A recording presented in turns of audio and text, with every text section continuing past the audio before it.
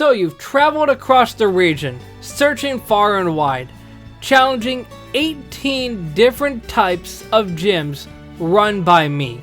After challenging the electric one in the previous video, you thought your journey was done. But you're given a map and instructions to reach this spot as soon as you possibly can.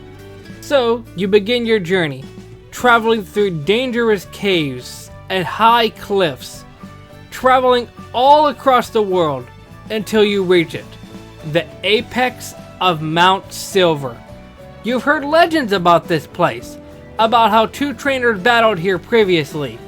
As you walk closer to the cliffside, you realize that there's somebody standing there, and he looks relatively similar to the other 18 gyms that you face.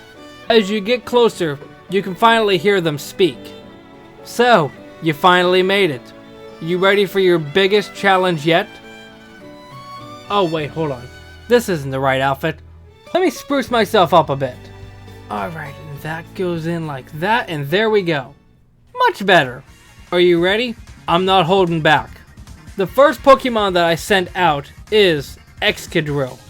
An interesting lead to say, for sure. With an Excadrill, he could use moves like Stealth Rock to really hinder your team. But as well, he could even set up rapid spins or sword stances if he really wanted to. But Excadrill can't take care of your whole team on his own, so he falls. That's when I send out my second Pokemon, Ribombee.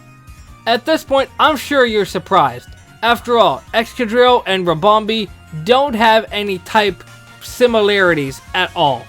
You surprised by my team? Forgot to mention, I don't have any type similarities at all.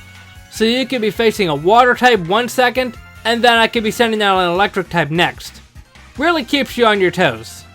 Ribombee is a quick and powerful Pokemon in its own right, especially with bug and fairy type moves. But with Ribombee's paper thin defenses, he eventually goes down as well. That's when I send out my next Pokemon, Infernape. Considering Infernape's very close base stat totals, this Infernape that you're facing could be a special attacker or a physical attacker. Until you see it use a move, you never know for sure. But in a close fought battle, you take my Infernape out. That's when I send out my next Pokemon, Tyrantrum. Much like everything else on my team, I could easily set up with Dragon Dance in this thing and run wild. But with this specific Tyrantrum, I'm having it with the Strong Jaw ability, powering up all of his biting moves, and having full capability to use all of the draw moves that it can possibly get. But just like the other Pokemon that you faced so far, his biggest hindrance is his speed stat, so you're able to take him out as well. That's when I send out my next Pokemon, Hattrem. Hattrem isn't too strong of a Pokemon on its own considering that it's not fully evolved, but it's still relatively strong in its own right, especially with defensive capabilities. But considering that it's not fully evolved, you're able to take my Hattrem out as well. Can't believe you brought me down to my last Pokemon. Alright, this is it. Come on out, my ace Pokemon! And I send out a Poliwhirl. In a similar situation to the Hattrem, it certainly is an odd choice to have as your ace Pokemon. This is going to be even more apparent that this battle is harder than you expected after I don't terrestrialize my Poliwhirl.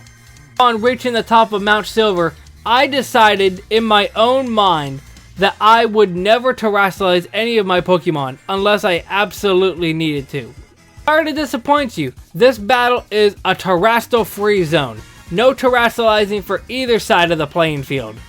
And as you get further into the battle, you realize that this Poliwhirl is stronger than what he lets on. After all, this Poliwhirl in particular is holding the Eviolite.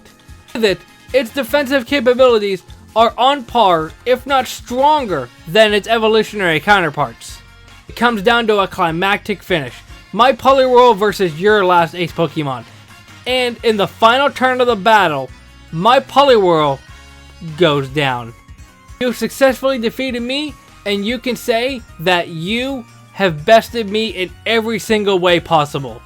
Can't believe you defeated me even with my ultimate team.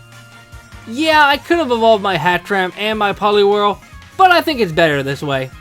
Well, all I can say after this is hope you enjoyed all these gyms, and I hope this was a big surprise for you as well. In the wise words of another YouTuber, keep on training. And with that, my gym series is officially done. I've touched on this video topic in multiple videos before, but this team is essentially what my team would be if I was in the Pokemon universe. There are multiple reasons why I picked the Pokemon that I did, but I think the biggest one is I prefer Hattrem to Hatterene, which is why Hattrem's on my team, and Poliwhirl is just my best friend from childhood. I still have a plush of Poliwhirl that I had back in the day, so that's why I chose Poliwhirl over Poliwrath or Politoed. But I hope you enjoyed this gym challenge, and I hope you subscribe to keep up to date with any other videos that I create. I'll see you next time. Momentai.